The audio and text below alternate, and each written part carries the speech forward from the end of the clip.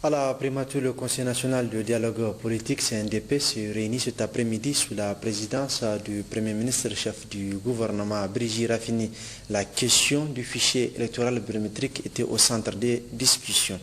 Nous y reviendrons plus en détail dans notre édition de demain. Le Premier ministre Brigitte Raffini a reçu ce matin en audience une délégation de la diaspora nigérienne vivant au Nigeria. Ces derniers ont évoqué plusieurs sujets avec le chef du gouvernement.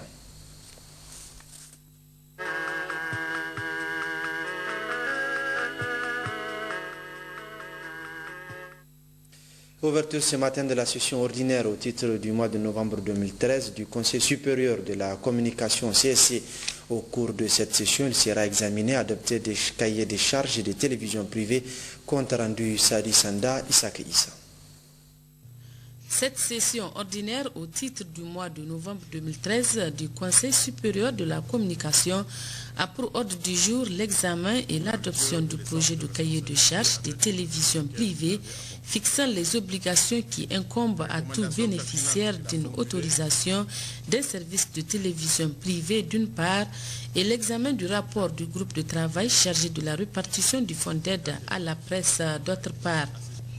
Dans son adresse, le président du Conseil supérieur de la communication s'est tout d'abord appesanti sur l'interpellation de toutes parts de son institution par rapport au traitement actuel de l'information sur les différents organes de presse de la place.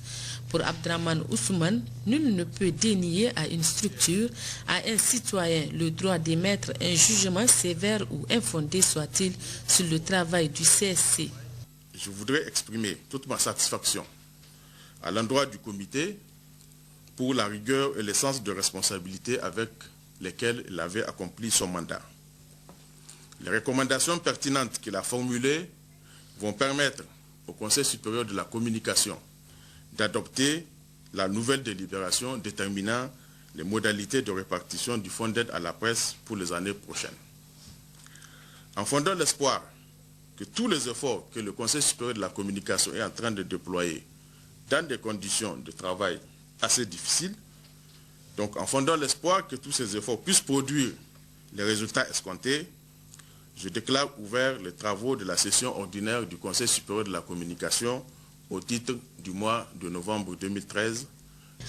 Le président du Conseil supérieur de la communication a également lancé un appel aux médias de sortir de ce cercle vicieux qui n'est rien d'autre que le comportement de la classe politique et de s'en tenir aux règles fondamentales de leur métier, celles de collecter, traiter et diffuser des informations dans le respect de l'éthique et la déontologie. Le Conseil supérieur de la communication, dont la mission principale est de veiller au respect de la charte des journalistes en toute indépendance, dans la transparence et l'équité, parviendra sans doute à intégrer les médias nigériens dans un nouveau cercle vertueux qui place le respect de l'éthique et la déontologie au-dessus de toute autre considération. Et les rideaux sont tombés hier soir sur les travaux du Forum sur la paix et la sécurité transfrontalière à Tillabéri, et c'est le président de la haute autorité à la consolidation de la paix qui a présidé la clôture de ce forum. Zakari Maman, Djibounou. 2 jours durant, les travaux du Forum sur la paix et la sécurité transfrontalière ont été marqués par des communications suivies de débats et échanges. 5 communications ont été présentées. Il s'est agi de la communication de la caravane de la paix qui a sillonné une douzaine de communes de la zone nord de la région pour passer le message de la paix et échanger avec les communautés sur leurs préoccupations. La communication des différents préfets de la zone nord pour mettre en exergue qu'une nette amélioration est enregistrée sur le plan sécuritaire au niveau de leur entité administrative. Une communication des partenaires au développement, notamment le PNUD et l'Union européenne, qui ont mis l'accent sur la nécessité d'aborder et de traiter la question de sécurité dans une approche globale, vu le lien fort qui est désormais établi et accepté entre la paix et le développement. Quant au président de la Commission nationale de la collecte et contrôle des armes illicites, il a focalisé son intervention sur la nécessité de la collaboration transfrontalière et sur l'importance de l'implication des populations pour faire face à la prolifération des armes de petit calibre en circulation dans la zone. Les débats qui se sont déroulés autour des différents points contenus dans les différentes communications ont permis aux participants au forum de formuler des recommandations. à l'endroit de l'État par rapport aux patrouilles mixtes de FDS, poursuivre et renforcer les patrouilles mixtes pour élargir leur ouverture en dotant les FDS avec davantage de moyens financiers et roulants. Mettre l'accent sur la recherche du renseignement pour garantir l'efficacité des actions de sécurité dans la zone. Renforcer la coopération transfrontalière pour avoir une réponse sous-régionale à l'insécurité transfrontalière par un contrôle collectif des frontières. Créer ou réhabiliter des postes avancés dans les zones situées le plus au nord pour mettre les populations et leurs biens à l'abri des attaques et autres actes d'insécurité. Par rapport à l'implication des acteurs locaux dans la gestion de la question de sécurité, impliquer les acteurs locaux dans la conception, la mise en œuvre et le suivi des actions de sécurisation de la zone. Renforcer le rôle de la chefferie traditionnelle dans la gestion de la question sécuritaire en renforçant les capacités des chefs pour une meilleure connaissance et une application juste des textes et en les dotant de moyens conséquents. Appuyer et accompagner les communes et la région dans leurs initiatives locales de promotion de la paix et de sécurité de la zone. Par rapport aux services sociaux de base, les participants au forum recommandent la mise en œuvre des actions prévues dans le cadre de la SDS Sahel Niger pour créer ou réhabiliter des points d'eau pastoraux dans la partie nord pastorale, créer et équiper des parcs de vaccination des animaux dans la zone pastorale, créer des écoles dans la zone avec des équipements adaptés et affecter des enseignants motivés, créer et équiper des centres de santé. Par rapport au conflit agriculteurs-éleveurs, actualiser la limite nord des cultures et procéder à son identification à l'aide de coordonnées géoréférenciées conformément aux dispositions de l'ordonnance relative au pastoralisme au Niger. Instruire et mettre à la disposition du secrétariat permanent du Code rural et appuyer de moyens pour vulgariser les textes régissant les activités rurales auprès des acteurs locaux. D'autres recommandations relatives à la situation des jeunes revenus du Mali avec des armes et ceux désœuvrés et celles par rapport aux problèmes de communication ont été également formulées.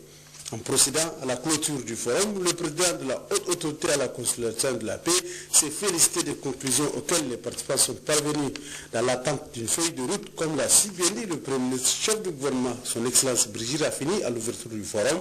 Le président de la haute autorité à la consolidation de la paix, le colonel-major Mohamed Aboutarka, a indiqué que les recommandations formulées seront exécutées pour ainsi contribuer à la sécurité de Tillabéri, du pays et de la sous-région Sahel. Et nous y reviendrons plus en détail sur ce forum sur la paix et la sécurité en partie magazine de cette édition. Et à l'occasion donc de la 23e journée africaine de la statistique qui a pour thème des données de qualité pour soutenir le progrès africain, nous recevons dans ce journal le directeur général donc de l'Institut national de la statistique, le directeur général Idrissa Alishina Kurgeni, que nous interrogerons dans quelques instants. Demain, 19 novembre 2013, le Niger va abriter la 16e édition de la conférence internationale Oil Gas Mine. À cette occasion, le ministère de l'Énergie et du Pétrole et l'organisatrice internationale de la conférence Oil Gas Mine, Claudine Segam, ont tenu ce matin une conférence de presse. Cela en vue d'informer le public de l'organisation de cette 16e conférence sur le gaz, le pétrole et les mines. Nous avons organisé des conférences de presse relativement à l'information. Vous avez tous les décideurs politiques, notamment, donc il y a les différents ministres en charge des domaines pétroliers et miniers. Vous avez les différentes administrations toujours en charge de ces domaines. Vous avez les sociétés, tant nationales qu'internationales, privées ou publiques, qui interviennent dans le domaine minier et pétrolier.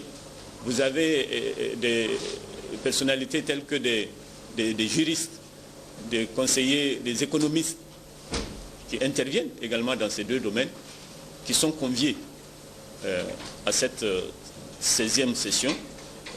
Maintenant, quant aux réponses que nous avons reçues relativement à ces invitations que nous avons envoyées, donc les organisateurs vont vous donner les détails de ce qui a été confirmé à cette date. le Niger a été choisi pour pouvoir abriter cette conférence, qui est une manifestation qui sert de plateforme au niveau international de dialogue politique de haut niveau pour discuter des questions de stratégie et de politique qui peuvent renforcer la capacité des différents pays à gérer au mieux leurs ressources naturelles. Le Niger, qu'est-ce qu'il va tirer de cela? Pendant une semaine, le Niger va être, tous les projecteurs vont être braqués sur le Niger pour ce qui concerne les industries extractives.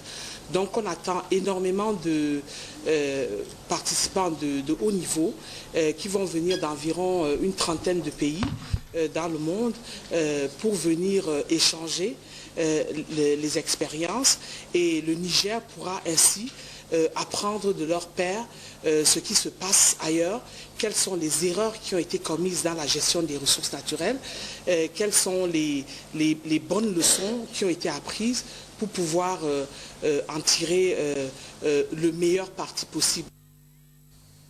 Donc, conférence de presse tenue en présence de la ministre déléguée au développement industriel, mise en place ce matin à Niamey de la société Petroservice au Niger, organisée par la société nigérienne des produits pétroliers Sonidep en partenariat avec Petrolines du Soudan. C'était sous le haut patronage du ministre de l'Énergie et du Pétrole et du ministre du Commerce et de la Promotion du secteur privé, en présence d'une forte délégation venue de Khartoum. Khadijatou Zada Hamaniseni. C'était en présence du ministre de l'Énergie et du Pétrole, Fouma Koigado, et celui du Commerce et de la Promotion du secteur privé, et une forte délégation venue du Soudan qu'a eu lieu ce matin la cérémonie de mise en place de la société Petroservice au Niger. Une cérémonie organisée par la société nigérienne de pétrole Sonidep en partenariat avec Petrolines du Soudan. Ce processus a pour ambition principale d'élargir le champ de compétences et de compétitivité de nos deux sociétés sur le plan international pour répondre aux défis de la globalisation. C'est pourquoi, parmi les éléments constitutifs du domaine d'intervention de cette nouvelle société nigéro-soudanaise, figurent en bonne position les prestations dans toute la chaîne de l'industrie pétrolière. Le président directeur général de Petrolines du Soudan, Nasrel Dina Ahmed, le représentant du Congrès du Parti national soudanais, Mohamed Youssef, et le secrétaire d'État du pétrole du Soudan, Faisal Amada Abdullah, ont tour à tour pris la parole pour saluer, remercier et féliciter les autorités de la 7e République du Niger avant de se réjouir de cette bonne coopération bilatérale qui existe entre le Niger et le Soudan. Dans le discours qu'il a prononcé à l'occasion de la mise en place de la société Petroservice, le ministre de l'Énergie et du Pétrole du Niger a rappelé que c'était à l'occasion de la visite officielle effectuée en avril 2012 au Soudan par le président de la République Issoufou Mahamadou que des discussions ont eu lieu sur le renforcement de cette coopération avec ce pays frère du Niger qu'est le Soudan. Il a aussi rappelé que le Soudan a une longue tradition pétrolière et dispose par conséquent d'une expertise réelle dans ce domaine. C'est ainsi que dans un premier temps, un accord de coopération entre le ministère de l'Énergie et du Pétrole du Niger et le ministère du Pétrole du Soudan a été conclu dans le but de développer et de renforcer les relations entre les deux départements ministériels. Dans ce cadre, plusieurs réunions tant au Niger qu'au Soudan se sont tenues entre les deux parties et qui ont permis de jeter les jalons d'une coopération durable. Pour le Niger, cette coopération est bénéfique à plus d'un titre, car elle permettra de bénéficier de l'expérience du Soudan dans la gestion de l'industrie pétrolière, accéder aux centres de formation dans le cadre du développement des compétences de nos jeunes ingénieurs, nouer des relations entre les acteurs du secteur pétrolier en général, etc. C'est pour concrétiser ces aspects que la Sonidep et Petrolines ont signé en octobre 2012 un protocole d'accord en partenariat technique qui a abouti à la création de la société Petroservice SA, dont le lancement des activités fait l'objet de la présente cérémonie. C'est le lieu de dire que cet outil qu'est Petroservice SA représente aujourd'hui un symbole réel de coopération mutuellement bénéfique entre le Niger et le Soudan, tel que voulu par les plus hautes autorités de nos deux pays. Il faut enfin préciser que la mise en place de la société Petroservices SA au Niger est le fruit de la coopération et de la volonté du Niger et du Soudan à aller de l'avant dans le domaine de la coopération technique pétrolière. À Niamey, ouverture d'un atelier de formation sur la sécurité du transport des matières radioactives. Objectif, susciter une prise de conscience chez les participants sur les questions de sécurité liées au transport de matières radioactives et la nécessité des régimes de sécurité routière nucléaire dans son domaine. Abdou Sidikou et Salamat Maman Rabiou. Organisé par le Centre national de radioprotection CNRP en collaboration avec l'Agence internationale de l'énergie atomique AIEA, par son projet de coopération technique pour le développement des ressources humaines en matière de sécurité nucléaire AFRA, cet atelier regroupe environ 14 pays africains et 3 experts de l'AIEA. L'objectif principal de cette rencontre consiste à accroître la compréhension des participants sur la nécessité de protéger les matières radioactives pendant le transport. Au cours de cette formation, les présentations mettront l'accent sur, tout d'abord, les instruments internationaux relatifs à la sécurité du transport, le rôle, responsabilité de l'AIEA, des États membres et des opérateurs. Lorsqu'on parle des opérateurs, on parle des expéditeurs, à un niveau requis pour permettre donc de viser contre le risque de terrorisme, faire de la lutte contre le terrorisme nucléaire. Et enfin, nous évoquerons donc les principes de sécurité de transport, les prescriptions détaillées et leur application sur des cas pratiques. La communauté internationale est confrontée aujourd'hui à un nouveau défi à l'échelle mondiale sur la question de la protection sociale contre les actes de terrorisme nucléaire. C'est pourquoi l'amélioration de la sécurité nucléaire apparaît comme un objectif commun. Faut-il le rappeler, notre pays est l'un des grands producteurs d'uranium dans le monde. Ce produit radioactif est transporté par voie terrestre sur environ 2000 km d'Arlit au port maritime de Cotonou avec tous les risques que vous pouvez imaginer. Il en est de même pour les transports internes des sources radioactives utilisées dans notre pays. Vous comprendrez aisément donc, mesdames et messieurs, l'intérêt que le Niger attache à un tel sujet. Quant à la directrice du Centre national de radioprotection, elle a souhaité la bienvenue aux participants à cet atelier et un succès aux travaux de la rencontre. Le centre Ikrizat de Sadoré dans la commune de Yuri, région de Tillabéri, a accueilli ce matin une délégation des cadres du ministère de la Population qui prennent part à une réunion annuelle de l'objectif est de disposer d'un plan annuel de travail consensuel 2014. Et c'est la ministre de tutelle, celle de la Population, de la promotion de la femme et de la protection de l'enfant qui a présidé la cérémonie. Ismaël Doda, Issouf Suleiman. C'est conformément à la confiance placée en elle et les objectifs qui lui sont assignés par son Excellence Issoufou Mamadou, président de la République, que la ministre de la Population, de la promotion de la femme et de la protection de l'enfant a jugé utile d'organiser cette rencontre avec ses plus proches collaborateurs. La présente retraite, qui a vocation pédagogique, est le lieu pour ces cadres de renforcer leur appropriation de l'approche, gestion axée sur les résultats de développement, et cela en vue de tirer les leçons sur les forces et les faiblesses de la gestion de leurs services. Dans son allocution, le secrétaire général du ministère, Issoufou Suleiman, a félicité cette initiative de la ministre Dr Makibou Kadigatou Dandobi, celle de renouer avec la réunion des cadres. Ainsi, c'est depuis 2011 que ce processus a été engagé et a permis au ministère de disposer des instruments de planification stratégique, a indiqué la ministre de la Population, de la promotion de la femme et de la protection de l'enfant. Si nous avons consenti donc et déployé de multiples efforts pour réussir notre processus de planification stratégique, il n'est point question de nous contenter d'avoir juste de beaux documents dans les tiroirs.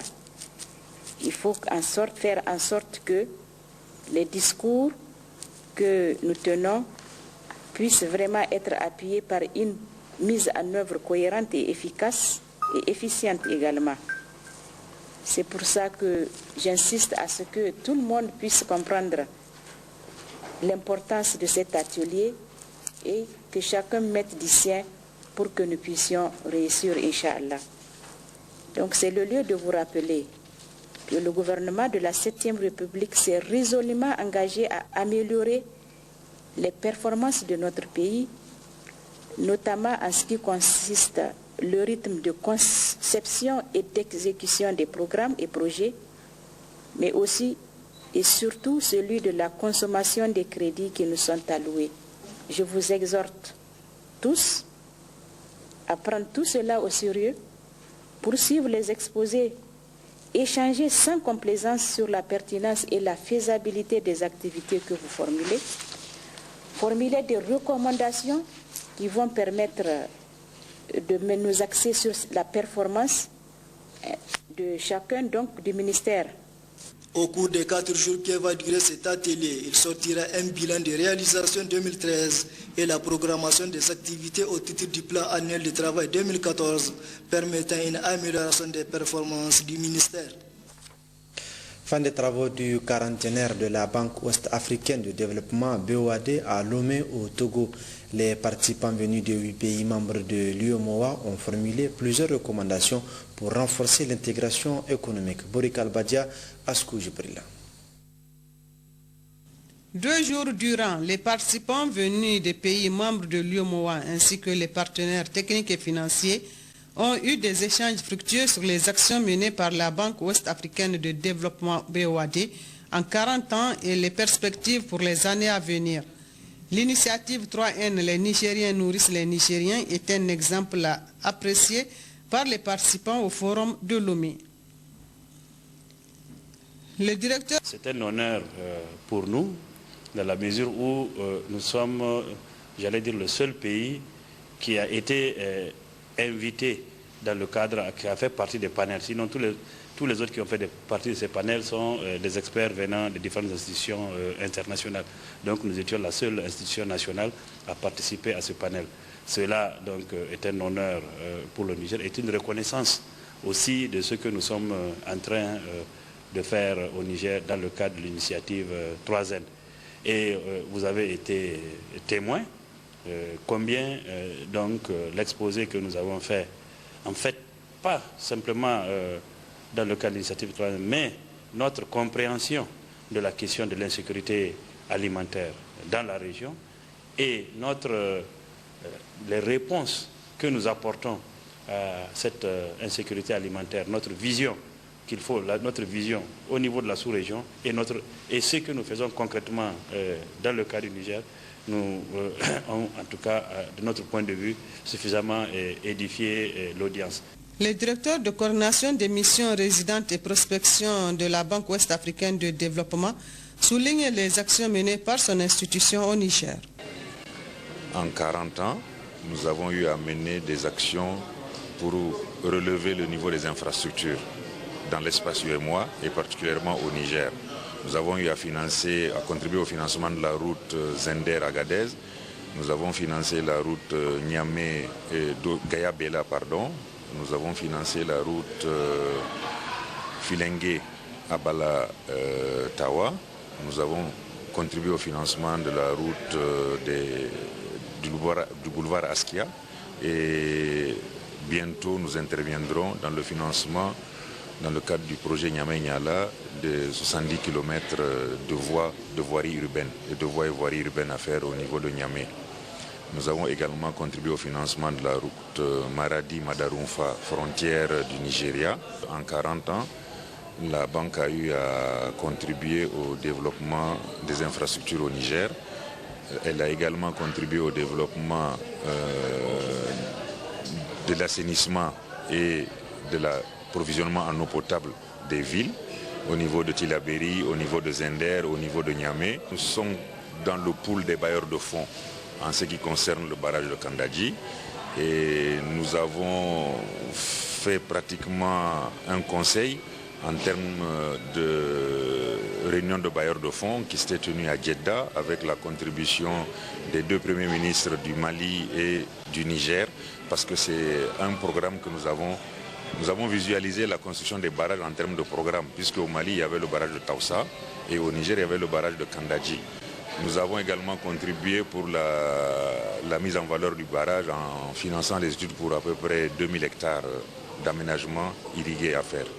En procédant à la cérémonie de clôture des travaux du quarantenaire de la BOAD, le président Christian Adoveland a présenté tous ses remerciements aux participants.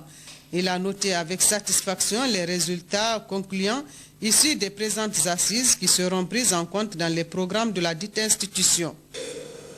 Comme il est ressorti de certains échanges, notre Union dispose de maints atouts pour cheminer résolument vers l'émergence économique. Comme cela a été également suggéré, la résolution des problèmes de financement de nos économies engage la responsabilité de chacun et de tous. C'est dire que les gouvernements, les institutions communautaires, le secteur privé et la société civile doivent, suivant une démarche concertée, entreprendre les diligences et réformes nécessaires au renforcement de la gouvernance économique et financière de nos États. Pendant 2 jours, nous avons entendu de riches communications, partager des points de vue variés sur vos expériences et vos pratiques pour, au final, envisager des horizons qui, je n'en doute point, aideront la BOAD à conduire ses propres mutations. En ce qui concerne le panel de haut niveau dont l'idée a été avancée, je voudrais vous dire qu'il s'agit d'une démarche qui était déjà envisagée par la BOAD et nous nous emploierons à en donner une dimension plus importante. Il faut noter que certains participants au 40e anniversaire de la BOAD ont souffert à la suite d'une intoxication alimentaire. Des mesures draconiennes doivent être prises par les responsables de la BOAD en vue d'éviter de tels désagréments. Le Niger, à l'instar de plusieurs pays du continent, célèbre aujourd'hui la 23e journée africaine de la statistique 2013. À cette occasion, l'Institut national de la statistique a organisé une journée porte ouverte pour permettre au public de découvrir la place des données statistiques dans la prise des décisions et l'élaboration des programmes nationaux de développement. Achetou Moukela, Hamidou Abdoulaye. Instituée par la Commission économique pour l'Afrique en 1990, cette 23e journée africaine de la statistique est placée sous le thème de données de qualité pour soutenir le progrès africain afin de mettre l'accent sur l'importance des données statistiques de qualité dans l'élaboration des programmes des nations et soutenir toutes les actions de développement socio-économique et politique du continent. Occasion pour le directeur général de l'INS d'évoquer les performances enregistrées par son institution. Depuis 2012, l'INS est aussi engagé dans des actions de renforcement de la coordination des activités des structures du système statistique national afin de favoriser le développement du dialogue entre producteurs et utilisateurs de données statistiques, garantissant ainsi la pertinence, la qualité et la régularité dans la production des données statistiques dans notre pays. Toutes les actions réalisées ces dernières années ont permis à notre pays, qui a été l'un des premiers à signer la Charte africaine de la statistique, d'accomplir d'importants progrès concernant la production de données statistiques de qualité. Ainsi, la plupart des indicateurs pour le suivi de nos principaux cas de développement sont produits dans les délais. Cette production statistique est globalement conforme aux normes et standards internationaux. Les performances réalisées ont valu à notre INS d'être classé depuis quelques années premier parmi les 26 INS des pays membres d'Afristat. Notre pays est aussi, depuis 2012, membre du bureau de la Commission statistique des Nations Unies et à ce titre représente le groupe des pays africains. Cette journée porte ouverte a été également saisie par l'INS pour remettre des témoignages de satisfaction au ministère en charge de la structure, aux différents partenaires techniques et financiers et à l'association des chefs traditionnels du Niger. Des prix ont été aussi remis aux lauréats des jeux mathématiques organisés à l'intention de certains collèges et lycées de la capitale, suivis d'une visite guidée des stands d'exposition des différents ouvrages sur les données statistiques. La journée porte ouverte de l'INS s'étalera sur 4 jours au menu des maths et une conférence débat sur l'assurance qualité. Et relativement à cette journée africaine de la statistique dont le thème est des données de qualité pour soutenir le progrès africain, nous recevons donc le directeur général de l'Institut national de la statistique, M. Driss Ali China, Kourgueni. Monsieur Idrissa, bonsoir. Bonsoir. Nous allons évoquer avec vous notamment le thème qui est pour soutenir le progrès africain, parlons du Niger. Monsieur le directeur, cette journée qui est célébrée aujourd'hui, quel objectif vous assignez à une telle manifestation? Merci Monsieur Abari de nous donner l'occasion de parler d'une question très importante à nos concitoyens. La journée africaine de la SACIC a été instituée en 1990 par la Commission économique pour l'Afrique de l'Organisation des Nations Unies, avec en fait pour objectif principal de contribuer à l'enracinement durable de la statistique et de la culture de nos pays.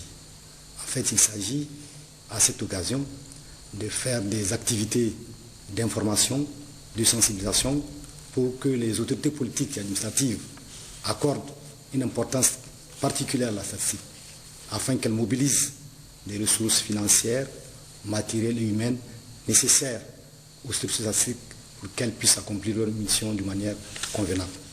Il s'agit aussi, à l'occasion de cette journée, de pouvoir sensibiliser les structures statistiques afin qu'elles collectent des données statistiques dans tous les secteurs, qu'elles puissent les publier et les diffuser de manière régulière. Enfin, il s'agit aussi à cette occasion de pouvoir sensibiliser les différentes catégories de population de notre pays pour qu'elles prennent conscience de l'importance de l'outil statistique comme aide à la décision. Donc que les populations puissent utiliser les données statistiques dans tous leurs travaux. Vous voulez dire que les statistiques sont aujourd'hui très importantes dans la vie d'une nation ou dans le développement, dans le processus d'organisation politique et sociale d'un pays. Est-ce que le politique, notamment le gouvernement, accorde une importance donc, aux questions statistiques? Oui, je crois que depuis quelques années, au Niger, les autorités politiques accordent une importance, une très grande importance même aux données statistiques. Par exemple, notre pays a été le premier, parmi les pays africains, à ratifier la charte africaine de la statistique. Depuis 2004, notre Assemblée nationale a adopté une loi qui a érigé l'ancienne direction de la statistique et des contentionnels en un institut national de la statistique qui est attaché au ministère des Finances, qui a une large autonomie administrative et financière. Et cet institut aujourd'hui a un budget de près de 4 milliards de francs CFA, dont 2,5 milliards sont une subvention de l'État. Donc vous voyez bien que l'État a fait beaucoup d'efforts ces dernières années.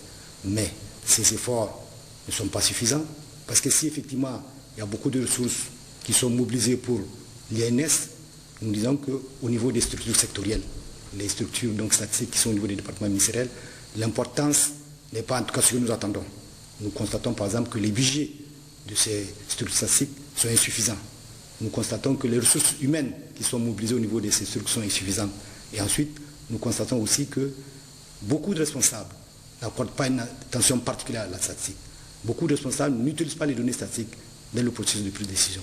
Il y a donc en fait beaucoup d'efforts encore à faire au niveau de l'importance que les autorités doivent accorder à la statistique. Le samedi 9 novembre dernier, l'Assemblée nationale a adopté donc, le programme de développement économique et social, PDS 2012-2015. Vous, malgré les moyens dont vous évoquez, notamment votre donc, moyen financier, quelles sont les dispositions que votre institut a prises pour accompagner la mise en œuvre de ce programme? Le PDS 2012-2015, c'est le nouveau cadre global de développement de notre pays. Donc c'est une mission pour notre institut de pouvoir l'accompagner pour sa mise en œuvre. Depuis novembre 2012, l'INS a engagé des travaux d'élaboration de la deuxième stratégie nationale de développement de la statistique de notre pays pour pouvoir définir les nouvelles orientations et les objectifs que nous devons assigner aux différentes structures statistiques de notre pays afin qu'elles puissent pouvoir renseigner les différents indicateurs statistiques dont a besoin le PDS pour sa mise en œuvre, pour son suivi et son évaluation. Deuxièmement, nous avons depuis novembre 2012 aussi engagé un certain nombre de concertations avec l'ensemble des structures statistiques afin que nous puissions mutualiser nos efforts, afin que nous puissions produire des données statistiques de qualité, afin que nous puissions améliorer la coordination. Nous avons aussi, depuis l'année dernière, engagé une concertation avec nos partenaires extérieurs, avec les différents partenaires qui financent la statistique, pour que nous puissions créer un cadre qui nous permette en tout cas que ces partenaires-là puissent encore apporter plus, disons, d'appui, surtout aux structures statistiques sectorielles. D'ailleurs, nous avons convenu avec ces partenaires de créer ce que nous appelons un peu un groupe de partenaires techniques financiers pour la statistique. Nous avons aussi engagé un certain nombre d'opérations de collecte des données pour que nous puissions, au moment opportun, disons, fournir des données statistiques au PDS. nous avons aussi, avec le secrétaire permanent du suivi du PDS, convenu ensemble que nous allons travailler ensemble et nous sommes en train actuellement d'établir une liste commune, une liste d'indicateurs pour le suivi et l'évaluation du PDS. Donc voilà un peu, disons, quelques activités que nous avons retenues et que nous sommes en train de réaliser afin d'accompagner le PDS dans sa mise en œuvre et dans ce suivi et évaluation. De manière globale, quels sont les différents travaux que vous comptez mener pour contribuer au développement sociopolitique du Niger? En fait, le rôle de l'INS, notre travail essentiel, c'est vraiment de mettre à la disposition des utilisateurs, principalement le gouvernement, des données statistiques de qualité et de manière régulière. Et c'est aussi, disons, de pouvoir attirer l'attention du gouvernement sur un certain nombre de préoccupations majeures, sur un certain nombre de défis qui se posent dans notre pays, au vu, disons, des statistiques que nous produisons. C'est pour ça, lorsque nous avons publié les résultats préliminaires de notre 4e recensement général de la population, il était apparu que le taux d'accroissement intercensitaire annuel moyen de notre population était de 3,9%. C'est-à-dire que la population nigérienne va doubler presque toutes les 21 ans. Donc nous sommes aujourd'hui 17 millions, 5 et quelques millions, et 5 000 habitants. D'ici 20 ans, les Nigériens vont être, Inch'Allah, près de 34 millions. Ça, c'est le premier élément. Le deuxième élément, c'est que nous avons publié aussi des résultats de notre 4e enquête démographique de santé. Il était apparu que notre pays a fait d'énormes progrès sur le combat contre la lutte de la mortalité infantile, la mortalité des enfants de moins de 5 ans et aussi la mortalité maternelle. Nous avons alors décidé, disons, d'engager un certain nombre d'études, notamment sur quels sont les déterminants, qu'est-ce qui explique le fait que notre pays a un taux d'accroissement de la population qui atteint l'ordre de 3,9%. Qu'est-ce qui explique aujourd'hui que notre pays a fait d'énormes progrès dans la lutte contre la mortalité infantile? Qu'est-ce qui explique aujourd'hui que nous avons, comme on dit, un indice synthétique de fécondité qui est presque le plus élevé au monde, puisque en moyenne, chaque femme met près de 7,6 enfants en moyenne au cours de sa vie. Donc ce sont ces genres de travaux que nous avons engagés pour pouvoir en tout cas apporter un certain nombre de réponses au gouvernement pour qu'il puisse prendre les bonnes décisions afin que, disons, dans les actions d'amélioration des conditions de vie de la population, qu'on puisse prendre les bonnes décisions. Voilà un peu donc un certain nombre de travaux que nous avons engagés. Ce sont les principaux, ce ne sont pas les seuls. Mais voilà essentiellement notre travail, nous, au niveau de l'INS. Je voudrais bien le préciser. Il s'agit en fait de mettre à la disposition des utilisateurs des données statistiques. Donc le fruit de leur travail. Donc nous faisons en fait que, disons, collecter des données, le fruit de leur travail. Par exemple, nous pouvons, au niveau de, disons, des télé Sahel, produire un certain nombre d'informations qui peuvent montrer, disons, à la télévision nationale quelle est son audience, quel est son public. Le taux d'audimat, oui. Voilà. Merci, monsieur le directeur général. Donc nous vous recevons dans le cadre de la célébration de la 23e journée africaine de la statistique, dont le thème est de donner de qualité pour soutenir le progrès africain. Merci d'être venu, nous vous souhaitons du courage également. Suite de cette édition, ouverture ce matin d'un atelier régional de lancement en Afrique de l'Ouest de l'initiative mondiale renforcement des capacités pour des investissements publics accrus dans la réduction des risques de catastrophes et d'adaptation au changement climatique. Sekinata Abdou et Issoufou Nomo. Organisé par le gouvernement nigérien en collaboration avec l'Union européenne et le Programme des Nations Unies pour le développement PNUD, cet atelier régional vise à renforcer les capacités des acteurs d'une part et d'autre part à valoriser et analyser les pertes dues aux catastrophes naturelles. Ce lancement des activités en Afrique de l'Ouest de l'initiative mondiale permettra aux pays membres de disposer des compétences et du personnel nécessaires pour améliorer les situations de catastrophes naturelles en Afrique de l'Ouest. Face à la fréquence et aux conséquences dévastatrices des catastrophes d'origine naturelle, la communauté internationale s'est dotée du cadre d'action de Hyogo 2005-2015, intitulé « Pour des nations et des collectivités résilientes face aux catastrophes naturelles ». Ce cadre d'action, adopté lors de la conférence mondiale sur la réduction des risques de catastrophes tenue à Kobe, dans la préfecture de Hyogo au Japon, en janvier 2005, a pour objectif de promouvoir la résilience par une réduction considérable des pertes dues aux catastrophes d'ici à 2015. Pertes en vies humaines, mais également en capital social, économique et environnemental des collectivités et des pays. Le secrétaire permanent du dispositif national de prévention et de gestion des catastrophes et crises alimentaires a rappelé toute l'importance de cet atelier. Au Niger, comme dans les autres pays de l'Afrique de l'Ouest et du Sahel, les catastrophes se manifestent par la famine, la malnutrition, la destruction des habitats, des infrastructures et des structures sociales, le déséquilibre de l'économie, les pertes en vies humaines. Elles constituent aujourd'hui un véritable défi pour le Niger et pour toute l'humanité. Des efforts ont été consentis aussi bien au niveau gouvernemental que par les acteurs locaux pour faire face aux risques de catastrophe. Plusieurs succès dont il faut capitaliser les acquis par une juste amplification ont été obtenus. Il s'agit de bonnes pratiques de réduction des facteurs sous-jacents au risque, mises au point très souvent dans le cadre de projets ponctuels, largement financés par certains partenaires techniques et financiers à travers fondamentalement des approches sectorielles. Cet atelier régional permettra aux pays africains d'élaborer des nouvelles approches pour protéger la population et l'économie contre les risques de catastrophes et le changement climatique. À l'intérieur du pays, dans le cadre de la tenue du forum régional de l'initiative troisième, la FAO vient d'organiser un atelier à l'intention des organisations des producteurs et productrices agricoles de la région de Dosso, Manuel Agisido et Seniaï. Signalons que cet atelier organisé à Dosso ce week-end par la FAO à travers le programme COP Équité à l'intention des organisations des producteurs et productrices agricoles de la région rentre dans le cadre des préparatifs du Forum régional de l'initiative 3N.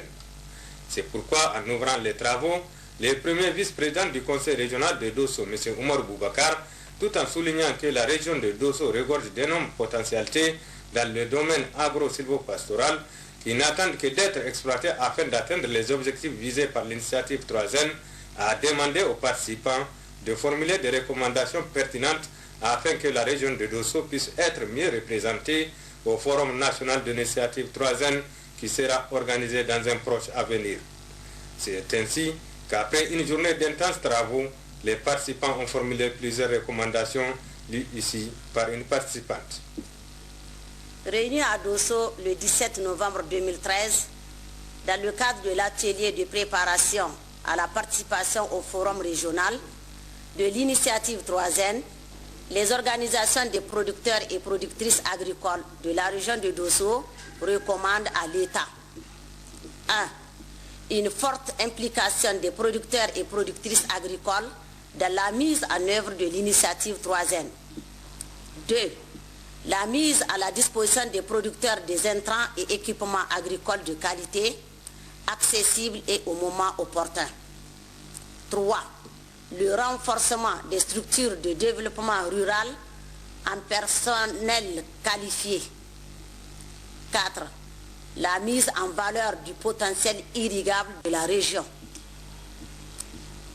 5. L'introduction et la vulgarisation des espèces améliorées. 6. La restauration, la protection et l'aménagement des terres de culture et des enclaves pastorales. 7. La contractualisation avec les organisations des producteurs pour la reconstitution du stock national par l'État et les PTF. 8. Le renforcement des capacités de structure, de prévention et de gestion des conflits entre agriculteurs et éleveurs. 9. La promotion des unités de transformation des produits agro-silvopastoraux. Maradi accueille depuis hier la mission conjointe gouvernement FIDA, objectif superviser les activités entrant dans le cadre de la mise en œuvre du projet Petite Irrigation Rouamou. Kassamoutari, Maman Oumarou. Arrivés à Maradi, les membres de cette mission conjointe gouvernement du Niger, Fonds international pour le développement agricole FIDA, ont rendu une visite de courtoisie au secrétaire général adjoint de la région représentant le gouverneur empêché. Sidi Mohamed Koutaye et les membres de la mission ont eu à échanger sur l'objet de cette mission et sur les différentes réalisations du FIDA à Maradi. Ils se sont par la suite retrouvés autour d'une table où il a été question de faire le point de la mise en œuvre du projet Petite Irrigation Rouamou, un projet qui a pour objectif, entre autres, de contribuer à l'amélioration de la sécurité alimentaire et nutritionnelle ainsi que la résilience des ménages ruraux dans les régions de Zander, Tawa et Maradi, d'augmenter les revenus de 105 000 ménages ruraux dans 30 communes de ces régions, soit 455 300 personnes. Deux effets majeurs sont attendus de la mise en œuvre du projet. Il s'agit d'abord de voir la productivité des surfaces irriguées et augmenter durablement dans l'esprit du concept Rouamou et par la suite l'acheminement des produits issus de la petite irrigation et leur commercialisation est améliorée. Une stratégie qui cadre parfaitement avec l'initiative 3N du président de la République, chef de l'État Issou Mahamadou. Une politique mise en œuvre en vue d'assurer durablement la sécurité alimentaire et des revenus des paysans en milieu rural. Dans la région de Maradi, le projet intervient au niveau de 7 localités, à savoir le département de Madaronfa, la commune rurale de Safo, la communauté urbaine de Maradi, celle de Tchibiri, la commune rurale de Guidanrumji et dans la commune rurale de Gazawa pour un montant de plus de 11 milliards de francs CFA. Et le ressort de cette réunion entre les membres de la mission et l'équipe du projet au titre de la région de Maradi, que le taux d'exécution global est de 10,37%, soit 211 millions de francs CFA. Ce taux s'explique par le fait que le projet est au stade de démarrage. L'essentiel des activités menées sont le processus de contractualisation, la formation des partenaires et l'élaboration des documents de base de travail. Il a été mis en place l'équipe de la cellule régionale coordination PPI Rouamou. Les membres de la mission constitués en 2 groupes ont par la suite effectué des visites sur le terrain afin de constater de visu l'effectivité de la mise en œuvre de ces projets, avoir notamment des précisions sur l'approche champ école maraîcher CEPM, une approche optée par le PPI Rouamou, dont la finalité est de permettre aux producteurs maraîchers de maîtriser le fonctionnement de leur agro-écosystème. Son objectif est d'appuyer les efforts de diffusion de nouvelles technologies et renforcer les capacités des paysans pour faire d'eux les experts de leur propre champ. Ouverture ce lundi à Zender des travaux de l'atelier de vulgarisation du plan de soutien préliminaire 2013-2014 inscrit au niveau de l'axe stratégique numéro 3 de l'initiative 3e. Des détails avec Kerbam Makabiru et Laouli Babale. Mieux orienter et rendre plus efficaces les interventions en faveur des populations vulnérables. Du reste, et à l'évidence, l'internalisation de ce plan de soutien préliminaire 2014-2014 sont les axes prioritaires qui sous-tendent la tenue de cet atelier dont l'importance est on ne peut plus capitale. C'est également une sorte d'anticipation budgétaire qui va permettre aux uns et aux autres d'atténuer, voire enrayer la souffrance des couches vulnérables dans cette période du dernier trimestre 2013 en attendant l'amorce avec prévenance de la période fatidique et décisive 2014 qui verra sans nul doute l'élaboration d'un plan de soutien définitif beaucoup plus global et bien étoffé. Les attentes au sortir de la présente rencontre sont à tous égards décisifs, comme le précise ici le chef de cette importante mission, qui plus est chef département gestion des catastrophes à la CCA. Au sortir de cette réunion, nous souhaitons que le document soit internalisé pour que, en tout cas, toutes les parties prenantes s'approprient le contenu du document et que les uns et les autres s'attellent justement à la mise en œuvre de ce programme. C'est un programme au niveau national d'une enveloppe globale d'environ 55 milliards qui vont être en tout cas utilisés dans le domaine de l'appui à la nutrition, la reconstitution des stocks dans la période. Vous savez, nous sommes en période de récolte. Il y a quand même des localités où il y a eu des productions où on peut s'approvisionner auprès des petits producteurs. Il y a également des activités de haute intensité de main-d'œuvre qui vont en tout cas permettre aux populations d'acquérir certains revenus pour éventuellement subvenir à leurs besoins alimentaires et autres. C'est dire devait s'appesantir le secrétaire général de la région de Zender dans son discours d'ouverture des travaux que pour bien comprendre le déroulement et l'enchaînement des événements, il sera exposé aux participants en prélude une revue exhaustive assimilable à un bilan des actions 2013 en réponse aux activités menées dans la région de Zender avant la présentation du plan préliminaire. Dans ce contexte très particulier, Alzouma Albarkamarou a tenu à remercier tous les partenaires qui les accompagnent, notamment en les appuyant sans relâche dans le cadre de la sécurisation des ménages nigériens vulnérables. À l'intérieur du pays toujours, forum régional de l'état civil à Tillabéri et c'est le gouverneur de cette région qui a présidé la cérémonie en présence du directeur général de l'état civil, des autorités coutumières et élus de la région. Jibonouhou Abdullah Soumana. Durant 2 jours, donc, les participants auront à réfléchir sur l'évolution du système de l'état civil de la région de Tillabéri, évaluer ses forces et faiblesses afin de consolider les acquis et de résorber les problèmes qui freinent sa progression. L'évolution récente du Niger a permis de se retourner un peu vers l'état civil pour essayer de voir dans quelle mesure y apporter les solutions appropriées. Vous avez dû comprendre que le chef de l'État lui-même n'a pas manqué d'inviter chacun de nous dans sa zone de responsabilité, de faire en sorte que le système bouge pour qu'il puisse satisfaire les besoins de la population, en particulier le monde rural qui connaît actuellement d'énormes difficultés pour accéder aux pièces d'état civil.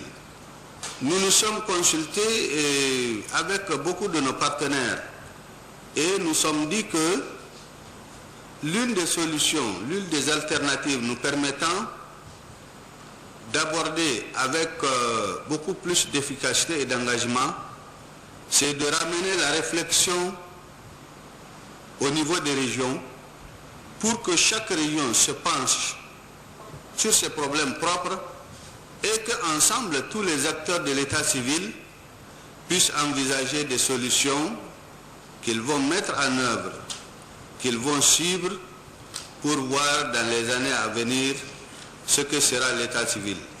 En ouvrant les travaux, le gouverneur de la région de Tillabéri a indiqué que depuis 2007, notre pays s'est doté d'une politique nationale de l'état civil assortie d'un plan d'action dont les principaux objectifs sont la systématisation des déclarations et l'enregistrement des faits d'état civil sur l'ensemble du territoire national, en amenant les autorités politiques, administratives et les populations à cerner le rôle de l'état civil dans l'édification d'un état moderne. La mise à la disposition des décideurs des données statistiques utiles à l'élaboration des plans et programmes de développement. Pour Assimi Diabri, cette politique constitue une avancée majeure dans le processus de la décentralisation car la loi 2007-30 du 3 décembre 2007 érige tous les villages administratifs et chefs-lieux des tribus en centre de déclaration des faits d'état civil rapprochant davantage ce service des usagers potentiels. Au regard des multiples enjeux autour du thème de l'état civil, le gouverneur de la région a exhorté les participants à formuler des propositions qui vont dans le sens d'une modernisation et d'une fiabilisation de notre état civil à l'heure où la décentralisation dans notre pays a opté pour une responsabilisation accrue des élus locaux dans laquelle l'état civil doit jouer un rôle prépondérant dans le développement local. Assimi Diabri a réitéré ses sincères remerciements aux autorités de la 7e République et aux partenaires techniques et financiers de l'UNICEF, le Plan Niger et la GIZ pour l'attention particulière dont fait l'objet la région de Tillabéri. Restons dans cette région de Tillabéri avec l'ouverture d'un atelier de pré-identification de communes de la zone d'intervention du programme d'action communautaire phase 3. Et là également, c'est le gouverneur de la région qui a présidé la cérémonie d'ouverture de cet atelier. Zakari Maman et Jubono. Les différents acteurs locaux se veulent une rencontre d'échange sur les méthodes utilisées pour aboutir aux propositions de la région en ce qui concerne l'identification des communes de la zone d'intervention du PAC 3 où seront menées des activités d'investissement, des activités qui cadrent parfaitement avec les objectifs de l'initiative 3N, les Nigériens nourrissent les Nigériens. Le programme d'action communautaire phase 3 a été essentiellement conçu pour mettre en œuvre les activités de l'initiative I3N, les Nigériens nourrissent les Nigériens. Cette particularité permet de voir quels sont les kits que les différentes communes pourront présenter pour être financées par le PAC 3.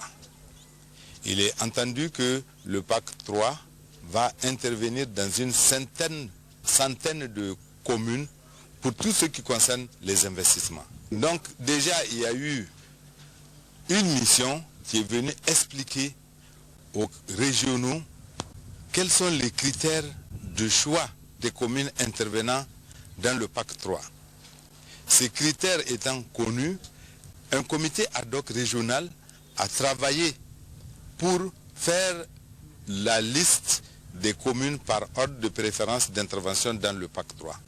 Procédant à l'ouverture de l'atelier, le gouverneur de la région a d'abord rappelé les missions consacrées à la campagne d'information des acteurs régionaux et de partage des informations relatives notamment au processus d'identification des communes de la zone d'intervention du programme d'action communautaire phase 3. Djabri Hassimi ensuite de s'appesantir sur les objectifs du PAC 3 qui visent à renforcer les capacités de planification et de mise en œuvre du développement local du bénéficiaire, y compris ses capacités à apporter une réponse rapide et efficace en cas de crise ou situation d'urgence éligible, mais aussi d'améliorer, a précisé le gouverneur de la région, l'accès des populations ciblées aux services socio-économiques.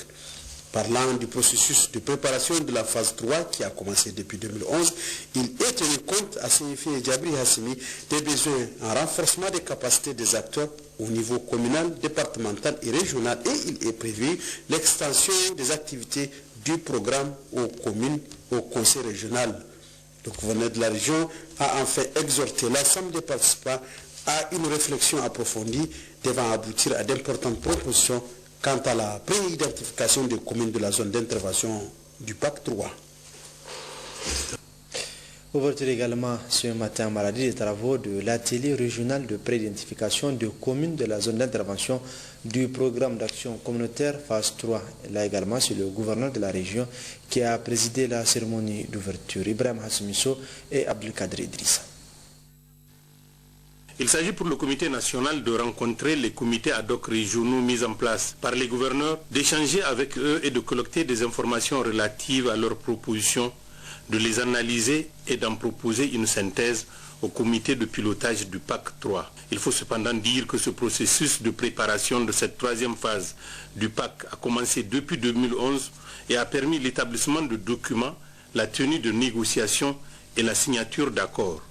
Les manuels d'exécution et de suivi d'évaluation ont été aussi élaborés, validés et mis en œuvre. Comme les précédentes, cette troisième phase vise également à responsabiliser les autorités locales des collectivités territoriales et les organisations communautaires pour participer à la planification du développement local, avoir accès aux ressources financières leur permettant de mieux gérer leurs ressources naturelles, améliorer les conditions de vie et l'accès des populations aux services publics. L'ensemble des communes du Niger bénéficient de toutes les initiatives relatives à la gouvernance et au renforcement des capacités institutionnelles. Mais les activités de fonds d'investissement local ne concernent qu'une centaine de communes à travers le pays et c'est cet état des lieux qui est en train d'être fait à travers l'organisation de cet atelier régional. L'atelier concerne le président du conseil régional ou son représentant, les directeurs régionaux, les directeurs et chefs de projet qui sont partenaires dans le cadre de la mise en œuvre des différents projets et programmes au niveau de la région. Dans son discours d'ouverture des travaux, le gouverneur de la région a évoqué ce processus de préparation, l'implication judicieuse des acteurs régionaux et a attiré l'attention des uns et des autres sur l'exclusion ou la duplication dans un souci d'équité et de transparence. La troisième phase du PAC a pour objectif de renforcer les capacités de planification et de la mise en œuvre du développement local du bénéficiaire, y compris ses capacités à apporter une réponse rapide et efficace en cas de crise ou situation d'urgence éligible. Il faut dire que 3 caractéristiques ont permis au comité ad hoc de Maradi de faire le choix de leur commune. D'abord, la présence des partenaires par commune. Ensuite, l'existence de kits initiative 3N. Les Nigériennes nourrissent les Nigériens dans chaque commune.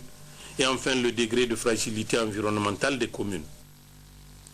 Campagne de sensibilisation des populations de la commune rurale de Bermont dans le cadre de la mise en œuvre du projet PASOK 2 dans sa composante appui aux acteurs non étatiques et à la société civile. Kader Sangaré et Issouf Ralo. Le thème retenu pour cette campagne est sensibilisation des populations sur les principes d'orientation du code rural et la gestion non violente de conflits. 12 villages de la commune rurale de Barmou sont retenus, à savoir Barmou, Orhamiza, Jangabour, Igoy, Doli, Tiggar, Toro, Garin Ayaché, Isaac, Aza, Matikan et Afagar. Procédant au lancement de cette campagne, le maire de la commune rurale de Barmou, M. Yacoub Aboubakar, a demandé aux populations concernées d'être beaucoup plus attentifs aux différents exposés qui leur seront présentés. Car, a-t-il souligné, la gestion des conflits est aujourd'hui une préoccupation majeure des autorités de la 7e République, avec à leur tête son Excellence Alaji Issouf Mamadou, président de la République, chef de l'État, et son Excellence M. Birji Lafini, Premier ministre, chef du gouvernement. Les multitudes de conflits qui existent, a ajouté M. Yacoub Aboubakar, sont liés aux problèmes sociaux qui minent malheureusement les milieux ruraux. Pour cela, a martelé le maire de la commune rurale de Barmou que la mission de développement ne compte pas seulement à l'État. Donc, chacun doit apporter sa contribution pour le développement de notre pays.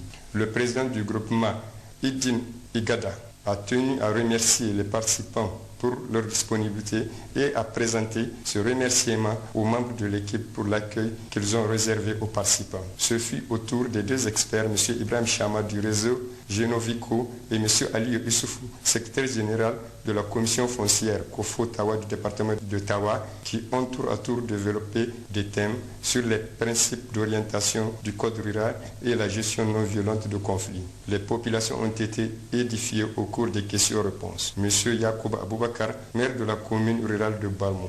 Cette sensibilisation a été organisée donc par le groupement Afous d'Afous, que nous remercions vivement pour compte tenu du cadre dans lequel l'intervention a été faite, ça veut dire la gestion du conflit. Et nous savons que la priorité pour ces pays, c'est donc l'acquisition sociale, parce que sans la paix, le développement n'est pas garanti. Et nous savons également que c'est une des priorités donc, du chef de l'État pour que la sécurité soit garantie dans ces pays. Et nous pensons que l'apport de ce groupement Afous d'Afous dans notre commune, puisqu'il va faire 12 villages de sensibilisation, c'est déjà commencé avant. Maintenant, donc, c'est leur deuxième passage et nous pensons que vraiment c'est une bonne chose. Et nous les encourageons et nous pensons que la population fera un bon usage.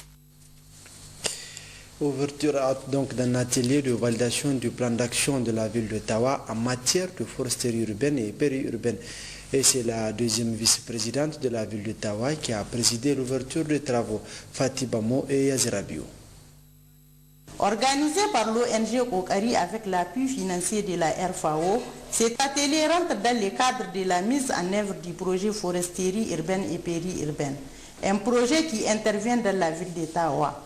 Le coordonnateur du projet foresterie urbaine et périurbaine, Kaskoy Aboubakar, parle ici de la mise en œuvre du projet. Qui parle de stratégie et plan d'action, parle d'études. C'est pourquoi, dans la mise en œuvre de ce projet-là, il y a eu le recrutement de 9 consultants et c'est le travail de consultation de tous ces experts qui ont servi à l'élaboration de la stratégie et du plan d'action. Les observations donc qui seront faites au cours de cet atelier seront prises en compte pour enrichir le document final de stratégie qui lui sera validé au cours d'un atelier national. En procédant à l'ouverture des travaux de cet atelier, la deuxième vice-présidente de la ville de Tawa, Mme Safia Aboubakar, s'est longuement apaisantie sur ces documents très précieux qui viennent combler un vide. Car toutes les interventions devaient ajouter Mme Safia de la ville de Tawa vont désormais se référer à ces plans. C'est pourquoi la deuxième vice-maire de la ville d'Ottawa a demandé aux participants de ne ménager aucun effort pour enrichir ces documents combien importants pour la ville d'Ottawa. Ce plan d'action, dira Mme Safia, qui clarifie toutes les actions planifiées et déjà soutenues par les bailleurs de fonds. Atelier de renforcement des capacités en évaluation environnementale et sociale des points du programme de productivité agricole en Afrique de l'Ouest. Les travaux ont été ouverts ce matin à Koni, région de Tawa. Hawa Mamoudou et Léo Lissini. Organisé par le BI, cet atelier de renforcement des capacités en évaluation environnementale et sociale à l'intention des points focaux des agences d'exécution du programme de productivité agricole en Afrique de l'Ouest PEPAO regroupe plusieurs participants. Il se fixe comme objectif principal d'aider le PEPAO au Niger à allier à la fois le développement des activités de recherche, de vulgarisation et transfert des technologies agricoles aux exigences de protection et de gestion environnementale et sociale au profit des bénéficiaires. C'est pourquoi, en ouvrant les travaux de cet atelier, le préfet du département de Koni, Abbas Serkin Abzin, après avoir souhaité la chaleureuse bienvenue aux participants, a ajouté que cette rencontre permettra aux acteurs concernés d'internaliser les technologies simples de prise en compte. Aussi, elle permettra aux acteurs concernés d'internaliser les techniques simples de prise en compte et d'intégrer des préoccupations environnementales et sociales dans les activités du programme, ce qui cadre parfaitement avec le programme de la Renaissance de son Excellence, le Président de la République, M. Youssouf Mahamadou, et le plan de développement économique et social PDSE adopté par le gouvernement. Des thèmes aussi importants seront développés. C'est pourquoi le préfet Serkin Abzin a invité les participants à plus d'assiduité et d'attention aux enseignements qui leur seront dispensés. Notons aussi l'intervention du maire de la commune urbaine de Birninkoni qui prenait la parole pour souhaiter la chaleureuse bienvenue aux participants. Il faudrait aussi signaler que cet atelier durera 3 jours. L'Agence nigérienne pour la promotion de l'emploi ANPE organise à Dosso un atelier de formation de demandeurs d'emploi des régions de Dosso et Tillabéri à l'intention des entreprises à l'élaboration du plan d'affaires et à la création des micro-entreprises. Salamatou Adamou et Habibou Boko. Cette formation à l'esprit d'entreprise, à l'élaboration des plans d'affaires et à la création des micro-entreprises organisée par l'Agence nigérienne pour la promotion de l'emploi ANPE au profit des demandeurs d'emploi des régions de Dosso et Tillabéri a pour vocation d'accompagner concrètement les bénéficiaires à trouver des idées d'entreprise, à créer leur propre entreprise et à mieux les gérer. À cet effet, lors de la cérémonie de lancement de cette formation, la représentante du directeur général de l'ANPE, Mme Issaïd Bachabi, a rappelé dans sa note introductive quelques missions de l'ANPE qui sont entre autres d'accueillir et d'orienter les demandeurs d'emploi, d'assurer le placement des travailleurs en entreprise, d'assurer l'intermédiaire sur le marché de l'emploi, d'exécuter des programmes d'insertion, de réinsertion et de reconversion professionnelle avant de revenir sur les enjeux de la présente formation. Procédant au lancement officiel de la formation, le gouverneur de la région de Dosso a noté que cette formation cadre parfaitement avec les préoccupations des plus hautes autorités. Cette formation cadre parfaitement avec la politique des autorités de la 7e République qui font de la question de l'emploi une de ses priorités. Je voudrais saisir cette opportunité pour saluer les efforts que l'ANPE fournit en matière d'insertion professionnelle des demandeurs d'emploi. Mesdames et messieurs, l'entrepreneuriat est une œuvre de longue haleine qui nécessite des connaissances et une assistance technique à plusieurs niveaux en vue d'affiner les projets et leur permettre une meilleure accessibilité au financement. Cette formation durera 14 jours et sera axée sur les thématiques comme l'esprit d'entreprise, l'opportunité des affaires et filières porteuses, l'environnement des affaires et bien d'autres thèmes. L'une des formatrices nous apporte plus de précisions sur le programme de cette formation. Dans une première étape, nous allons former les jeunes sur ce qu'on appelle la sensibilisation à l'esprit d'entreprise, qui consiste à inculquer aux jeunes ce qu'on appelle la culture d'entreprise, donc qu'ils soient prêts à entrer dans le jeu d'entreprise. Donc, en fait, c'est ça qui consiste à édifier les promoteurs qui veulent entrer dans la vie active professionnelle. Dans un deuxième temps, nous allons leur enseigner le module qui consiste à dire aujourd'hui, je décide de créer une structure en électricité. Donc, il faut que je sache où je vais, pourquoi je le fais, quelles sont mes motivations personnelles, quels sont mes moyens financiers, quelles sont mes capacités, qui puisse faire en sorte que je suis aujourd'hui prêt à entrer dans la vie active. Donc c'est ce qu'on appelle le choix de l'idée d'entreprise. Ensuite, nous arrivons à l'étape ultime qui est celle de l'élaboration du plan d'affaires, le business plan, et qui vont présenter aux différents partenaires qui vont les aider à créer la structure en tant que telle. Voilà en quoi consiste la formation, étant entendu que nous allons insister sur les aspects de motivation personnelle et de choix.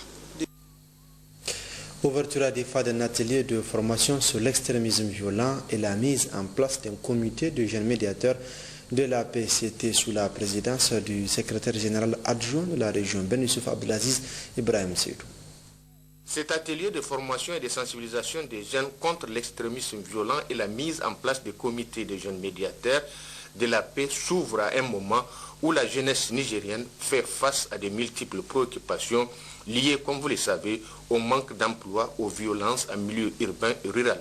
Avec un taux d'accroissement le plus élevé au monde, 3,33%, la jeunesse semble de nos jours la seule porteuse d'espoir. Et pour répondre aux préoccupations de cette frange de la société, les autorités de la 7e République, sous la conduite de son Excellence Issoufou Mahamadou, président de la République, chef de l'État, une institution, un organe dénommé Conseil national de la jeunesse du Niger, a été mise en place dans l'atteinte des objectifs du millénaire pour le développement.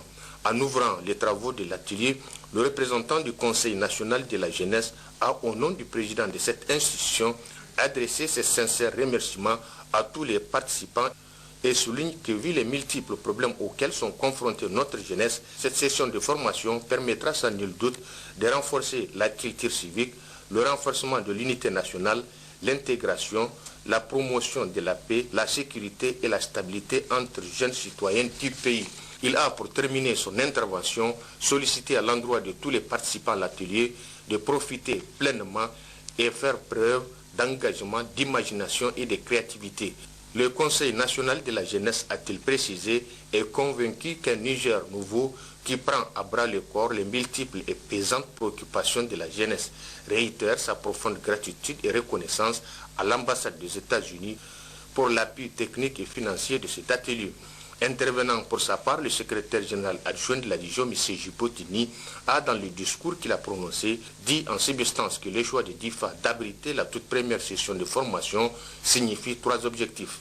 La région de DIFA est à la croisée de plusieurs facteurs d'insécurité, au nombre desquels le conflit transfrontalier et le problème de l'extrémisme islamique. Il a, à ce sujet, demandé aux participants une attitude responsable et remercié l'ambassade des États-Unis pour son appui technique et financier dès ces assises. À Niamey, et cela fait 48 heures que les agents de l'ORTN luttent contre un adversaire pour le moins surprenant, et celui-ci est de taille car ayant obligé une partie à déguerpir afin d'éviter une infection pulmonaire. De quoi s'agit-il réellement? Élément de réponse avec Youssouf Kolo. Situé juste derrière l'ORTN, dans la zone communément appelée Goutouéna, se trouve un espace dont une partie sert véritablement de culture maraîchère, une autre partie servant de refuge aux malfrats une fois leur forfait commis. Des années durant, cet espace était considéré comme un no man's land, car l'ORTN constitue une sorte d'entrave pour prétendre faire autre chose.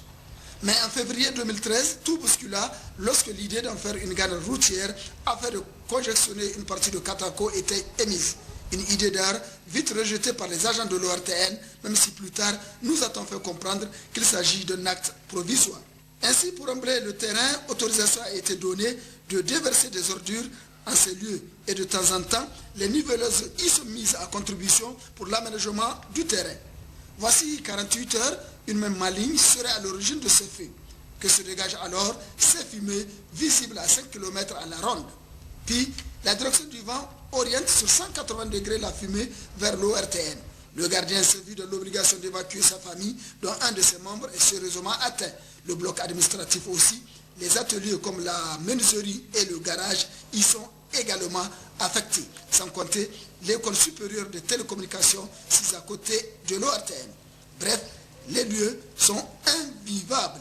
Et jusqu'ici, aucune réaction des gestionnaires de cette entité qui, pourtant, sont juste à côté. Bref, la désinvolture totale. Pendant ce temps, la fumée continue d'envahir l'environnement. Et d'ailleurs, selon certaines sources, l'idée d'une gare est purement exclue à présent, car cet espace est l'objet d'une convoitise de plusieurs hommes d'affaires et autres sociétés. Affaire à prendre avec le plus grand sérieux pendant que nous y sommes. De la politique dans cette édition, la coordination départementale Lumana FA Africa de Madawa a rendu public ce week-end une déclaration dans laquelle la coordination régionale apporte son soutien au président de la République, Issoufou Mahamadou, pour ses actions en faveur de la population. La déclaration. Des militants de la coordination départementale de Madawa du modèle FA Lumana. Nous, militants de la coordination départementale du modèle Lumana FA de Madawa, faisons la déclaration suivante. 1. De la situation sociale et politique. Apportons notre soutien indéfectible au président de la République, son Excellence Alhaji Issoufou Mahamadou, pour les actions de développement réalisées en 2 ans d'exercice seulement, telles que la construction des classes, des points d'eau, l'amélioration de la santé de la population, l'appui aux producteurs à travers l'initiative 3N, sur le plan national en général et dans le département de Madawa en particulier. Encourage et félicite le gouvernement pour le soutien du peuple nigérien par la représentation nationale à travers la courageuse et historique décision de soumettre son programme à un vote de confiance. 2. De la situation du parti. Réaffirmons notre soutien aux idéaux du parti moderne FA Lumana et notre appartenance à la MRN et au programme de la Renaissance. Apportons notre soutien sans relâche au vice-président du moderne FA Lumana, coordinateur de la région de Tawa, son Excellence Mohamed Sadi Souhabi. Les militants du PNDS Taraya du 3e arrondissement communal de Zender ont eux aussi organisé hier un meeting populaire en guise de soutien au président de la République et au Premier ministre chef du gouvernement pour leurs efforts dans le cadre de la renaissance du Niger. Sandanatahi Laoli Babale. Par cette grande mobilisation, les militantes, militants et sympathisants du Parti nigérien pour la démocratie et le socialisme PNDS Taraya de l'arrondissement 3 de la ville de Zender expriment leur confiance renouvelée et leur adhésion totale aux idéaux du gouvernement de la 7e République, au Premier ministre chef du gouvernement Brigitte Raffini, au président de la République chef de l'État Mahamadou Issoufou pour son programme de renaissance. Au grand mot des grands remèdes, des actions concrètes ont été menées pour relever des grands défis auxquels fait face notre pays, dont celles énumérées par les femmes de Zender. L'embouchement par la forage des milliers de jeunes désœuvrés, l'alimentation en électricité très bientôt de Zender, Maradi et certaines communes de Tawa, les réalisations de plusieurs infrastructures routières. Sotramil, longtemps en faillite, faute de volonté politique et opérationnelle, grâce à l'initiative 3N de son Excellence M. Mahamadou Issoufou, président de la République, chef de l'État. PDS qui a été conquis et élaboré par le gouvernement de la 7e République a reçu l'adhésion massive à l'Assemblée nationale de 70 députés, tous bords confondus. Le rôle éminemment important qu'a joué le président de la République dans la crise malienne pour la libération des 4 otages français, très marqué par ses œuvres salvatrices du programme du président de la République. 1. Réaffirmons notre adhésion massive au PNDS Taraya. 2. Acceptons l'initiative 3N conquis et mise en œuvre par M. Mahamadou Issoufou, président de tous les Nigériens en vue de lutte contre la pauvreté, l'exode rural et surtout la migration clandestine pour apaiser les souffrances de nos meilleures populations. 3. Nous encourageons et félicitons le président de la République afin que le PDS soit mis en œuvre au grand bonheur des populations nigériennes et au grand bonheur du Damgrawa. En 2 ans et demi seulement de gestion des affaires par le président de la République Mahamadou Issoufou, le Niger a retrouvé sa crédibilité aux yeux des pays du monde entier qui apprécient très positivement son image de marque en matière de gouvernance politique et économique selon les explications fournies par Lawan Boukari, président de la section PNDS Tareya de l'arrondissement 3 de Zander, et Sedou Bagobri, secrétaire général du bureau politique régional du PNDS Tareya de Zander, qui ont tous les deux invité la population à adhérer massivement à cet élan de solidarité autour du président de la République Mahamadou Issoufou, qui vise à hisser davantage notre pays au rang des nations émergentes.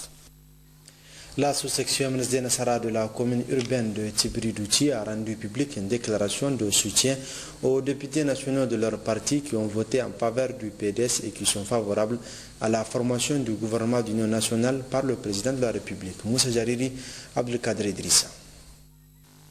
Au cours de ce grand rassemblement qui a regroupé les 160 cellules de base que compte la sous-section MNSD Nassara de la commune urbaine de Tibiri, le député Ali Issaka Magaji a été le premier à prendre la parole pour expliquer avec force détail le processus ayant abouti à la formation du gouvernement d'union nationale et le vote aux côtés de leurs camarades de la majorité en faveur du plan de développement économique et social, PDS. Nous, Ali Issaka Magaji, député national et président de la dite sous-section, considérant notre attachement aux idéaux de la démocratie, considérant la réunion du bureau politique national du MNSD Nassara du 25/7/2013, considérant le souci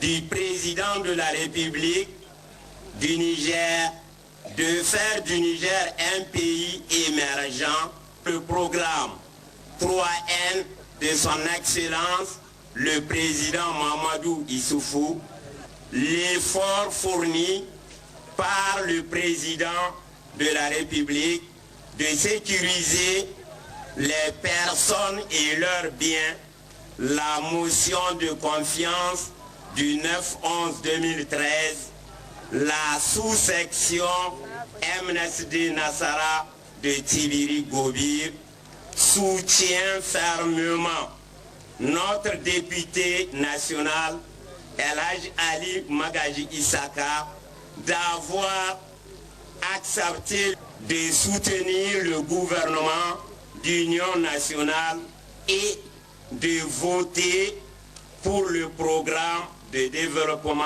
économique et social PDS. Vive le MNSD Nassara uni et prospère. Vive la démocratie. Vive le gouvernement d'union nationale.